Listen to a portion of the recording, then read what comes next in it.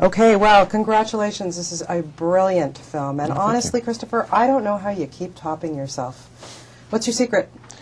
Gosh, well, thank you. My secret is simply that I take on every film as if it's the last film I get to make, because it might be. Wow. And you know, you focus single-mindedly on doing the best you can with that project. How much of a challenge was this? Not only to direct it, but you and your brother co-wrote this. And I would think, you know, you don't want to give things away. You want the audience to be just at the edge of their seat for the entire film, which we are. How much of a challenge was that for you?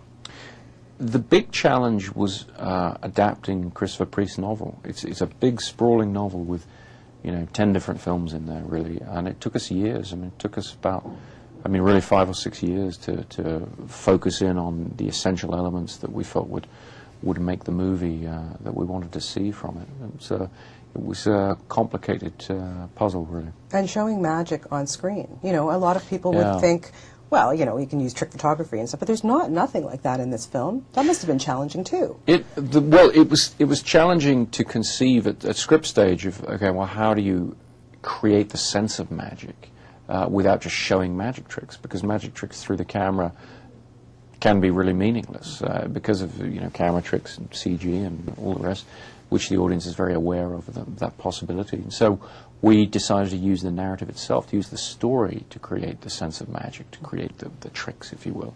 And then the only magic we see in the film is really done, you know, for real, and the actors learned how to do small, you know, productions and vanishes, prestidigitation, you know, these little tricks you do with your hands, because we just wanted to be able to show very casually as a throwaway thing in the film, just the skill that they would have, just to give these guys credibility as magicians. And, you know, that's a fun thing to just see a little throwaway vanish, a little throwaway production.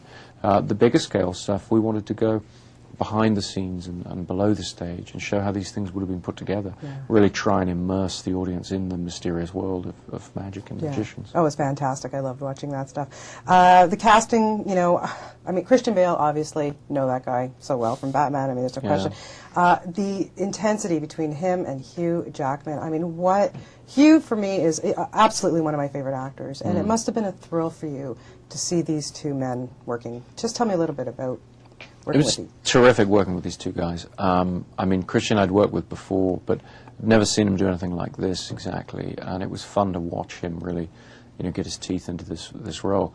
And Hugh Jackman, you know, I've felt for a long time is a terrific film actor who hasn't really yet been able to show what he can do, and I think in this film he gets to do things that he's never done before, and I think people will be hugely impressed by his performance. He was amazing to watch. And I've seen him on stage. I saw The Boy from Oz a few times, actually. I'm a huge fan of his. And you know, to me, even though, yes, he's a brilliant film actor, but his comfort is so on that stage.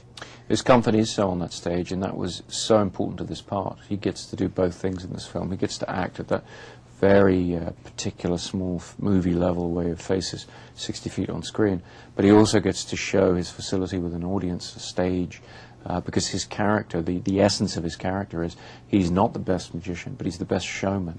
He really knows how to convince an audience, how to involve an audience in what he's doing. And Hugh really has that natural ability, and you feel it as soon as he steps on that stage. When you come right down to it, when you think about it, and especially watching this film and having seen The Illusionist recently as well, don't you really think that filmmakers and actors are just so much like magicians? I think there's a very strong correspondence between filmmakers and magicians, absolutely. And I think that, you know, when you look back at the history of cinema, a lot of the earliest filmmakers were magicians who moved into filmmaking when that technology became available, and I don't think that's coincidence.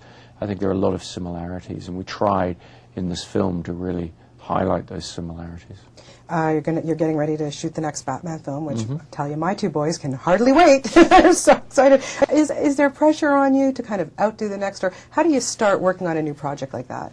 There's massive pressure. It's going to be a huge challenge for us because we were very happy with what we did on the first film and then the way it was received. So, yeah, I mean, it'll be a huge challenge. But, I mean, in truth, that's what you're looking for with every film, is something that seems impossible and then you get your teeth into it. But we have a very strong direction that the previous film suggests, and it's becoming quite exciting. Well, thank you so much for everything. I'm a huge fan of your work, and this is just brilliant. Thank you so much.